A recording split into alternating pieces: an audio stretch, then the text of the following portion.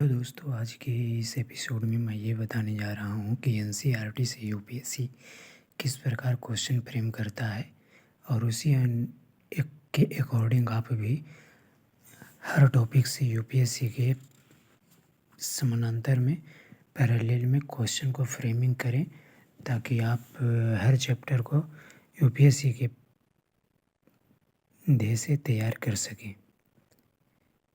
ये देखिए, यूपीएससी में पृथ्वी की उत्पत्ति एवं विकास से कैसे क्वेश्चन पूछा जाता है और कैसे उसका फ्रेमिंग हम कर सकते हैं ताकि एक क्वेश्चन भी ना छूट पाए ज्योग्राफी से।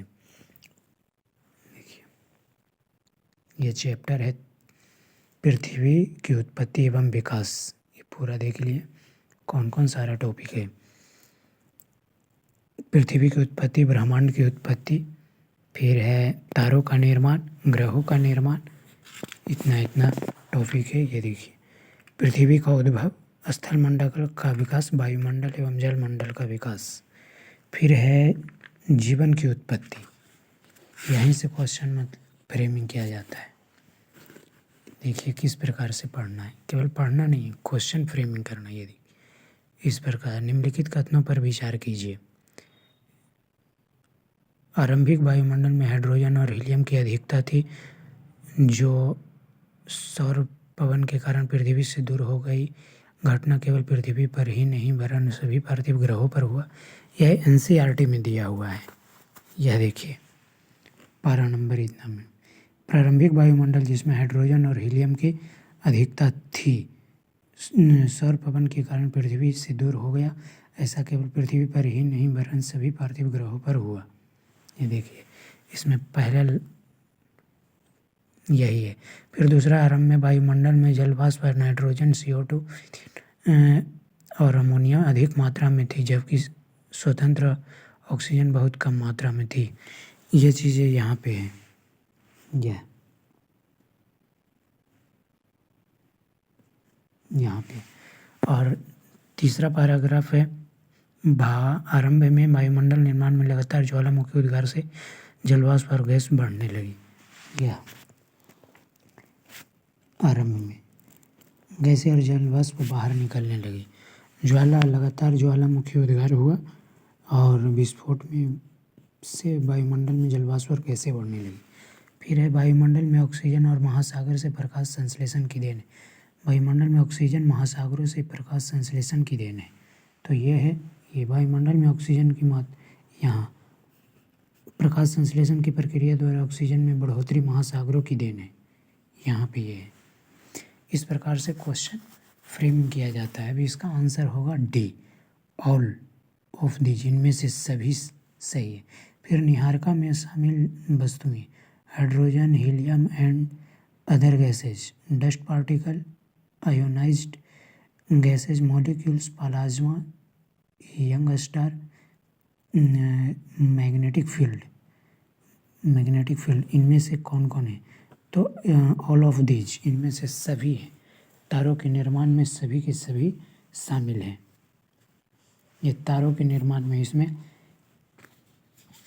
और ये यहाँ है, तारों के निर्माण, इसमें सभी की सभी पार्टिकल शामिल हैं।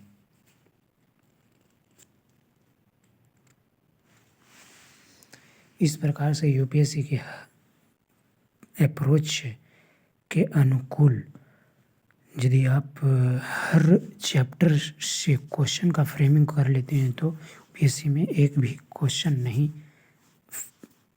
छूट पाएगा और नेगेटिव मार्किंग होने की संभावना माइनस में रह जाएगा, यानी कि नहीं रह पाएगा।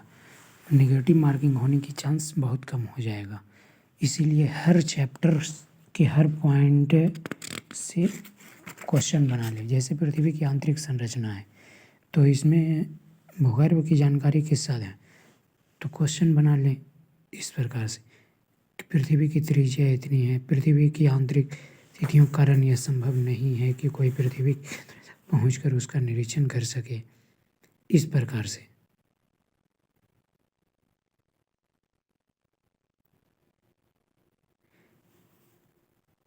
यहाँ पे क्वेश्चन बनाया जा सकता है एक लाइन में कि पृथ्वी के आंतरिक संरचना के विषय में हमारी अधिकतर जानकारी परोक्ष रूप से प्राप्त अनुमानों पर आधारित है, न कि एक्सपेरिमेंट पर आधारित है।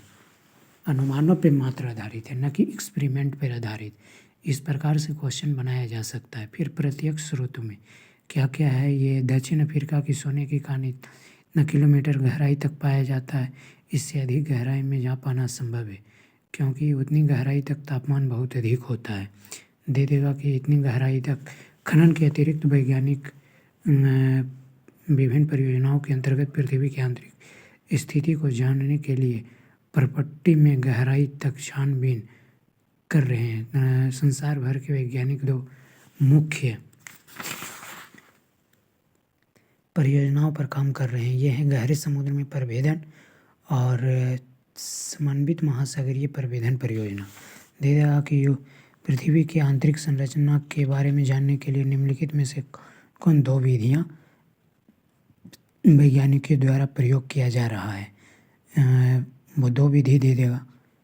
इनमें से मतलब प्रभेदन परियोजना, समन्वित महासागरीय प्रभेदन परियोजना, ये दोनों यदि जानकारी होगा तो आप टिक मार दीजिएगा।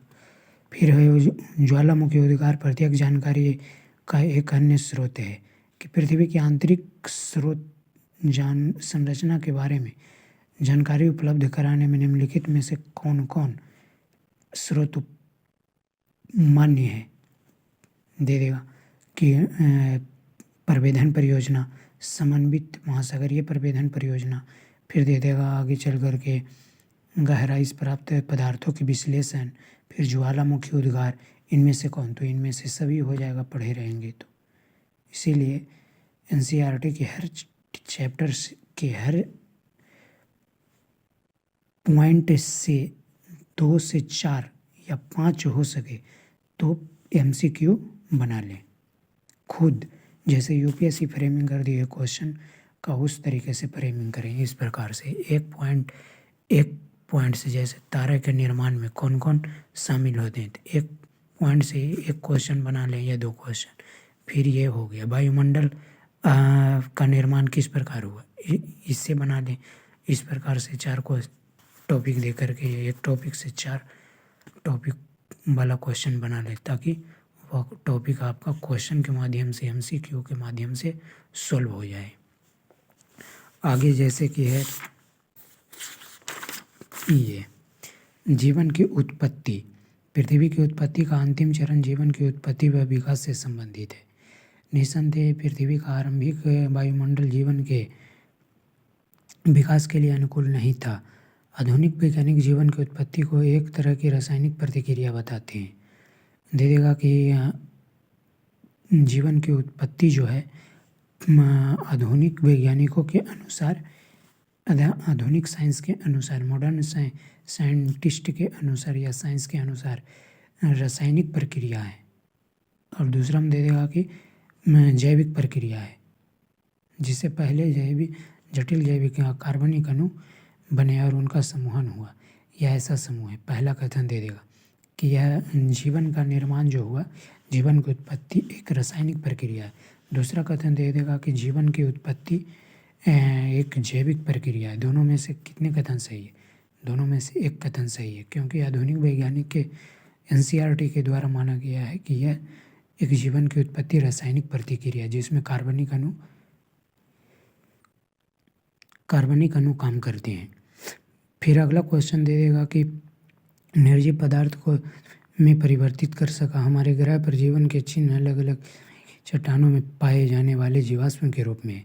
दे देगा कि पहला क्वेश्चन में देगा पहला कथन कि हमारे पृथ्वी ग्रह पर जीवन की पहचान समय समय पर चट्टानों में पाए गए जीवाश्मों के रूप में हुई। दूसरा में दे देगा कि पृथ्वी ग्रह पर जीवन की पहचान सर्वप्रथम माइक्रोबैक्टीरिया के रूप में हुई। इन निम्नलिखित में से कितने, या तीसरा कथन सही दे देगा कि पृथ्वी पर पाए जाने वाले सर्वप्रथम जीव सूक्ष्म जीवों के यानी कि शैवालों के रूप में पाया गया। निम्नलिखित में से कितने कथन सही है? तो मात्र 2 कथन सही है। 3 कथन सही, तीनों में से तीनों सही कथन है। क्योंकि इसमें तीनों के तीनों कथन सही है। पहला, निर्जीव पदार्थों में जीवित पृथ्वी के ग्रह पर जीवन के अलग अलग चिन्ह, अलग की चट्टानों में पाए जाने वाले भूगर्भिक शैलों में पाई जाने वाली सूक्ष्मदर्शी संरचना आज की शैवाल ब्लू ग्रीन एल्गी की संरचना से मिलती है। यह कल्पना की जा सकती है कि इससे पहले समय में साधारण संरचना वाली विकास लगभग 380 करोड़ वर्ष पहले आरंभ हुआ। एक कोशीय जीवाणु से आज के मनुष्य तक जीवन के विकास का सार भूवैज्ञानिक काल मापक्रम से प्राप्त किया जा सकता है। इस प्रकार से क्वेश्चन बनाए जा सकते हैं। एक एक टॉपिक से 2-2 से 3-3 क्वेश्चन MCQ बना करके। ऑल द बेस्ट रहेगा सभी क्वेश्चन के लिए। ये प्रक्रिया अप्लाई करना सही होगा कि हर टॉपिक से खुद MCQ बनाएं, MCQ बना के तैयारी कर लें, दोबारा पढ़ने की कोई ज़रूरत नहीं पड़ेगा। इस प्रकार से तैयारी करना सफलता की दिशा में सबसे बड़ा कारक होगा, मार्गदर्शन भी। धन्यवाद। इस तरीके से की और भी महत्वपूर्ण वीडियो देखने के लिए इस चैनल को सब्सक्राइब कीजिए, बेल आइकन को दबाना न भूलें, उसके बाद लाइक कीजिए। धन्यवाद। आगे इस तरीके की महत्वपूर्ण खबरें जो UPSC के खास तौर पे जो अनकॉमन यानी कॉमन जो नहीं है, असाधारण बातें जो छुपी हुई है, हिडन पॉइंट जो होता है UPSC के विषय में, क्वेश्चन के विषय में, क्वेश्चन फ्रेमिंग के विषय में, वह जानकारी मैं आपको आगे देते रहूँगा। इसलिए इस चैनल को सब्सक्राइब कीजिए। धन्यवाद दोस्तों।